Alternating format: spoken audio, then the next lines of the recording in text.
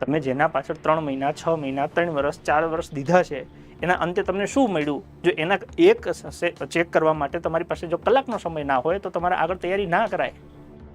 તમારે એનાલિસિસ તો કરવું પડે ને કે તમે ક્યાં પૂગ્યા છો, ક્યાં અટકો છો, હજી આગળ જવું હોય તો શું કરી શકાય. ભલે તમે પાસ થવાના આ પેપરમાં 140 માર્ક્સ થતા હોય તો તમારે જિંદગી ક્યાં પૂરી થઈ ગઈ છે, હજી તો તમે ચાલુ કરી છે. આ વખતે તમે કોન્સ્ટેબલ આપી છે, કદાચ એવું હોય કે આ વખતે તમારો ટાર્ગેટ પીએસઆઈનું હોય અથવા તમારો ટાર્ગેટ જીપીએસસી 1-2 હોય, તમારો ટાર્ગેટ યુપીએસસી હોય.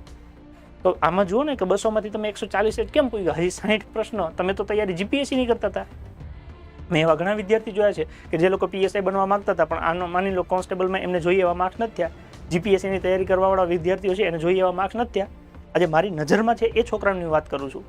એવા તમારા છોકરા કદાચ તમને એવું કહેતા હશે કે અમે જીપીએસસી યુપીએસસીની તૈયારી કરીએ છીએ તો કોન્સ્ટેબલમાં હું ઉખાડી લીધું ભાઈ? નથી ઉખાડી શકતા તો એનાલિસિસ કરો ને ક્યાં અટકો છો એમ.